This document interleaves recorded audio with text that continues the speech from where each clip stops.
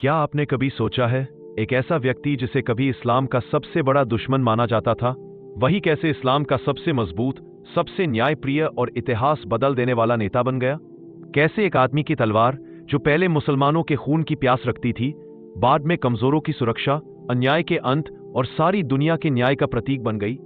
कैसे एक रेगिस्तानी कबीले का साधारण व्यक्ति एक दिन दुनिया की दो महाशक्तियों रोम और फारस को घुटनों पर ला खड़ा करता है? और सबसे महत्वपूर्ण, ऐसा क्या हुआ था उस दिन जब उसने अपनी तलवार उठाई इस्लाम को मिटाने के लिए, लेकिन घर लौटते हुए वही तलवार न्याय की मिसाल बन गई? यह कहानी है एक क्रांतिकारी बदलाव की। यह कहानी है दुनिया के सबसे महान इंसानों में से एक की। यह कहानी है अमीरुल मोमिनीन उमर बिन खत्ताब रजी की। अध्याय 1, अरबी रेगिस्तान जहां दानाई और अंधकार साथ चलते थे। कहानी शुरू होती है 2600 साल पुराने अरब से, एक जगह जहां ना कानून था, ना सरकार, न कोई सामाजिक सुरक्षा, न कोई व्यवस्था। जिंदगी का नियम सिर्फ एक था, जिसकी शक्ति उसकी इज्जत। बनु अदवी के नाम के कबीले में एक बच्चे उमर, कड़ी धूप वाली कठोर जमीन उनके पैरों को जितना तपाती थी, उतना ही उनकी सोच को मजबूत बनाती थी। उमर छोटी उम्र से ही लंबे, ताकतवर, तेज और बेहद समझदार थे। उनकी याददाश्त इतनी गजब की थी कि ऊंटों की लंबी लंबी वंशावली भी याद कर लेते थे। इसलिए अरब में अगर किसी कबीले के बीच विवाद होता तो लोग कहते उमर को बुलाओ। वह अकेले खड़े हो जाते और अपने तर्क, अपने शब्दों और अपने तेज दिमाग से विवाद सुलझा देते। लेकिन कहानी का यह हिस्सा सिर्फ एक शुरुआत है, असली तूफान अभी आगे है।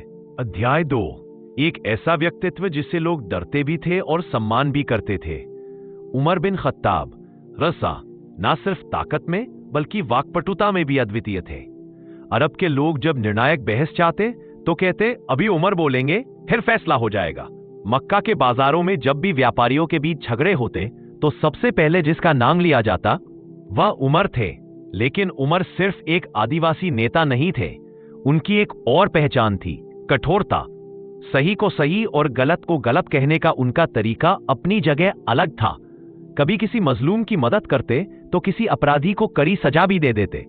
यही कारण है कि मक्का में एक वाक्य मशहूर था, यदि उमर किसी बात पर अड़ जाए तो पूरी मक्का हिल जाती है। लेकिन यही उमर जब इस्लाम के खिलाफ खड़े हुए तो मामला बिल्कुल अलग हो गया। अध्याय 3, इस्लाम का उभरना और उमर का क्रोध। मक्का में धीरे धीरे इस्लाम का संदेश फैल रहा था। न्याय, समानता, एकेश्वरवाद, ये बातें समाज के कई लोगों को लुभा रही थीं। लेकिन कुरैश के सरदारों को यह सब पसंद नहीं था, और उनमें जो सबसे आगे था वह थे उमर। हाँ, वही उमर जो आगे चलकर इस्लाम का स्तंभ बनते हैं। उस समय उनकी नजर में इस्लाम का मतलब था कुरैश की एकता का विघटन, उनकी परंपराओं का विनाश और समाज में विद्रोह। इसीलिए एक दिन गुस्से से भरे उमर तलवार उठाते हैं और कसम खाते हैं, आज मैं इस नए धर्म को खत्म कर दूंगा। तलवार चमक रही थी और उमर की आंखों में आग। दुनिया आज भी पूछती है, क्या अगर उस दिन कुछ और हो जाता, क्या इतिहास बदल जाता? लेकिन इतिहास में एक पल कई हजारों साल की किस्मत बदल देता है, और ये वह पल था। अध्याय 4, वह चौंकाने वाला पल जिसने उमर की जिंदगी बदल दी। जब उमर इस्लाम को मिटाने का इरादा लेकर चल पड़े तो रास्ते में एक आदमी मिला।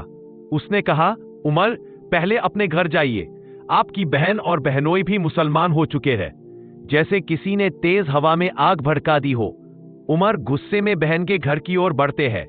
दरवाजे पर पहुंचते हैं तो अंदर से कुरान की तिलावत की आवाज आ रही होती है।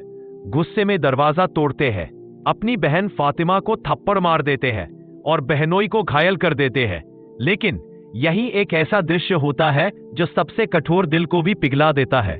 उनकी बहन खून से लथपथ कहती है, उमर, हम मुसलमान हो चुके हैं, चाहे तुम हमें मार डालो, हम अपने ईमान से पीछे नहीं हटेंगे। उमर का हाथ कांपने लगता है, आंखों में जोश धीरे धीरे नरमी में बदल रहा है। वह कुरान की आयत पढ़ना चाहते हैं। बहन कहती है, आप गुस्से में है, पहले वुजू कीजिए।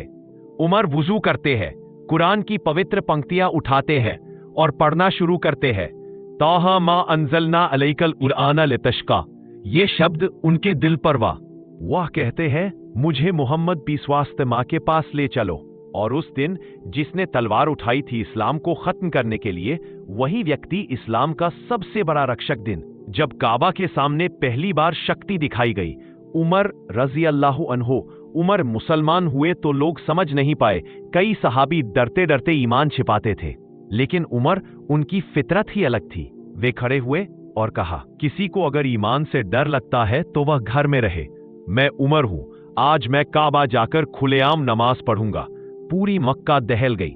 उमर सीधे काबा जाते हैं, नमाज पढ़ते हैं, और कुरैश के सरदार उन्हें रोक नहीं पाते, क्योंकि विरोध करने की हिम्मत ही नहीं थी।